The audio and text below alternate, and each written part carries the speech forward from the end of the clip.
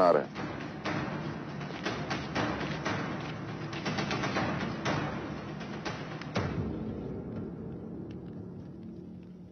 जैसे आपके छोटे पुराने दांत टूट कर नए दांत आ गए, उसी प्रकार बालों का रंग बदल वो गिर जाता है।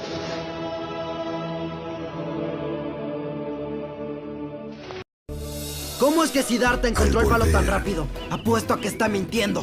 Siddhartha no sería capaz de decir mentiras. ¿Entonces yo estoy mintiendo? Recuerden que soy más grande. El mentiroso es Siddhartha. ¿Y por qué tú no protestaste cuando tenías razón? Tenía razón. Guarde silencio, porque la verdad se revela de forma natural. No es que puedan ocultarla.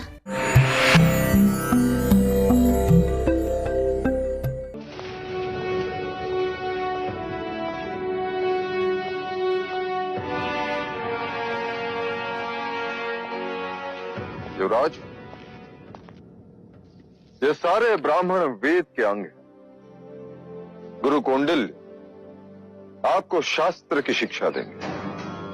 गुरु अश्वपाल तुम्हें घुड़सवारी सिखाएंगे। राजनीति का ज्ञान गुरुवर्य तुम्हें देंगे। छंद एवं व्याकरण गुरुवर्य आपको सिखाएंगे।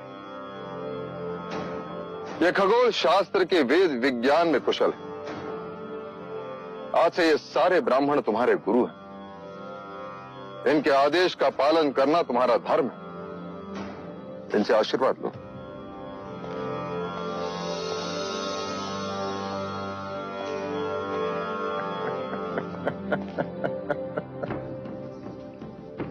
तो तुमने शिक्षा न प्राप्त करने का हक छोड़ ही दिया।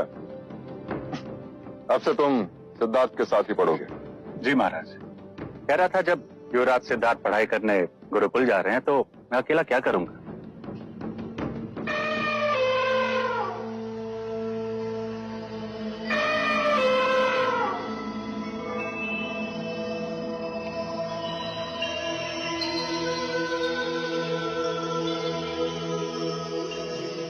महाराज, हाथी और कुंवारी का सामने आना अच्छा शगुन है।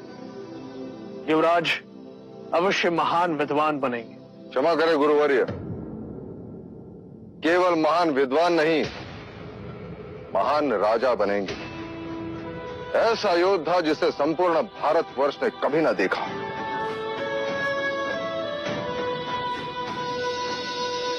ये क्या है? दीपक। ये दीपक ज्ञान और ध्यान का प्रतीक है। वो कैसे? ज्ञान का प्रतीक इसलिए कि जब यह प्रकाशित होता है तो हम निकटतम जगत को जान लेते हैं, और ध्यान का प्रतीक इसलिए कि जब यह प्रकाशित होता है तब सबका ध्यान उसी की ओर आकर्षित होता है। शिक्षा का प्रारंभ हम ब्रह्मनाद से करेंगे, अर्थात ओम के उच्चारण से करेंगे। जब तक ये दीपक मंगल नहीं हो जाते, सबको उच्चारण करते रहना होगा।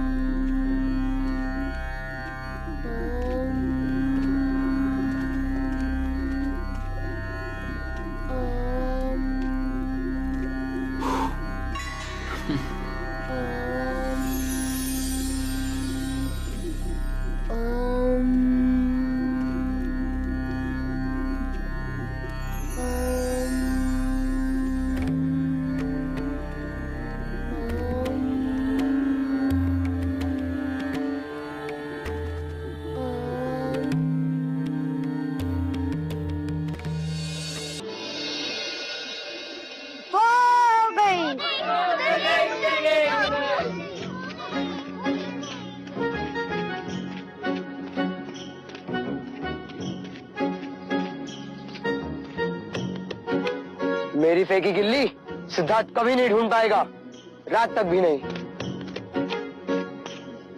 गिल्ली मिल गई! गिल्ली मिल गई दोस्तों! ये! लो, तुम तो कहते थे कि सिद्धार्थ तुम्हारी गिल्ली कभी नहीं ढूंढ पाएगा। ढूंढ ली ना उसने गिल्ली। अब तुम अपनी आंखें बंद करो। चलना, अब तुम्हारी बारी।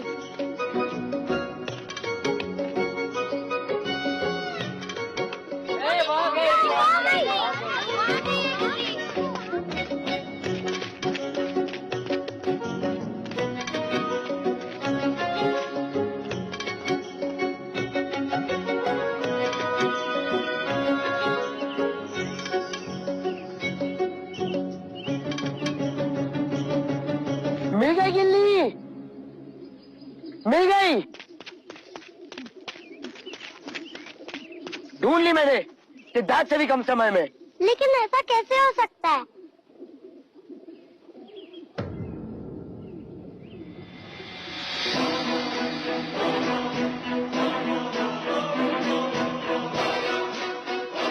गिल्ली तो यहाँ है। सिद्धार्थ इतनी जल्दी गिल्ली कैसे ढूंढ सकता है? अवश्य इसने कपट किया है। इसने हमें दूसरी गिल्ली दिखा दी। नहीं, सिद्धार्थ असत्य कभी नहीं बोल सकता। तो मैं सत्य बोल रहा हूँ। ध्यान रहे, मैं जयेश हूँ, कपट सिद्धार्थ ने ही किया है।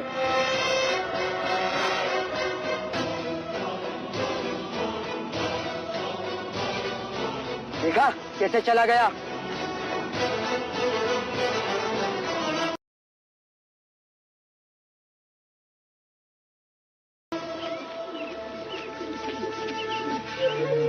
क्या हुआ सिद्धार्थ? क्या हुआ सिद्धार्थ को?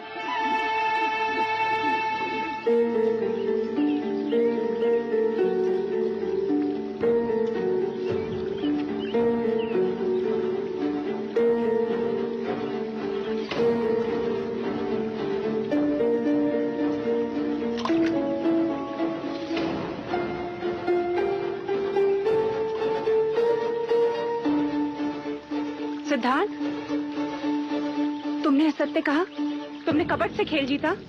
महाराज को इस बात का पता चलेगा तो उन्हें कितना दुख होगा, जानते हो तुम?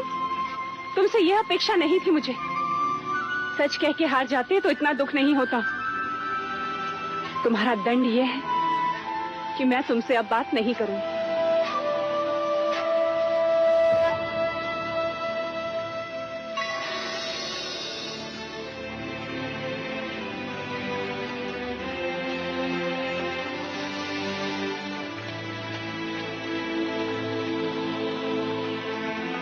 यही है वो गिल्ली जो मैंने फेंकी थी। देखो, इसका कोना टूटा है। जैसा की दिखाई हुई गिल्ली दूसरी थी। कपट सिद्धार्थ ने नहीं किया महादेवी।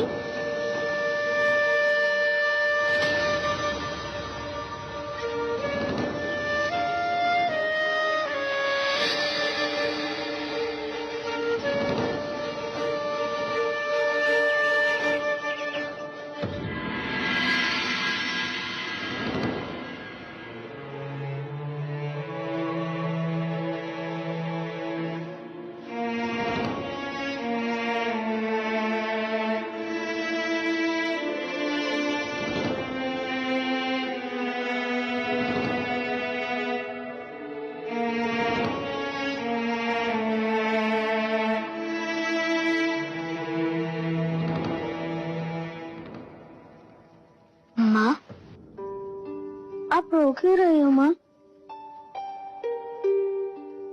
पुत्र, तू सही था तो तूने प्रतिकार क्यों नहीं किया?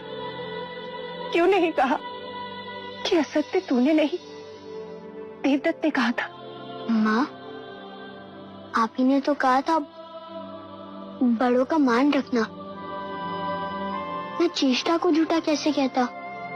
यदि वो झूठा प्रमाणित होते तो उन्हें दंड मिलता। किंतु दंड तुझे मिला सिद्धार्थ।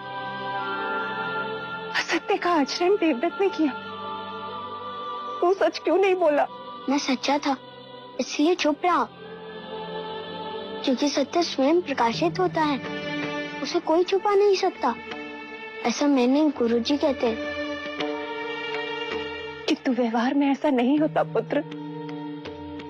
स्वयं को बचाना मनुष्य का कर्तव्य है। अर्थात झूठ का आचरण करता। पुत्र, खरे सोने में भी जब मिलावट होती है ना, तभी आभूषण बनता है। अब से याद रखूंगा माँ। अच्छा बता, अब मेरा क्या प्रायश्चित है? अकारण ही तुझे दंड दिया।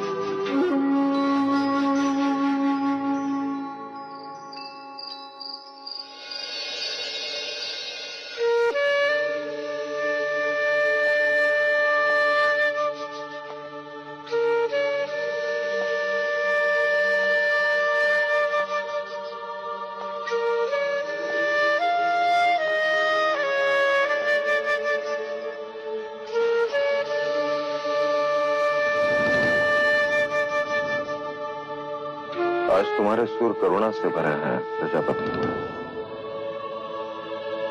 तुम दुखी हो।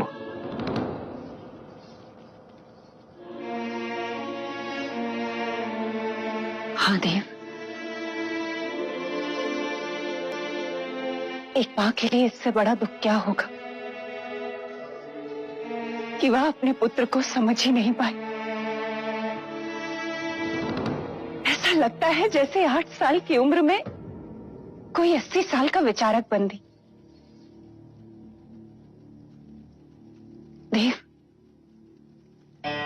पत्थर सामने आ जाएं, तो पेड़ की जड़ें भी उन्हें काट कर अपना रास्ता बना लेती हैं। किंतु यह बालक, यह तो अपने बारे में कुछ सोचता ही नहीं। सामान्य मनुष्य स्वार्थ भी नहीं। उसे दंड देकर तुम स्वयं को दुखी कर रही हो प्रजापति। उसे लड़ना सिखाइए, सिद्धार्थ को लड़ना सिखाइए देव।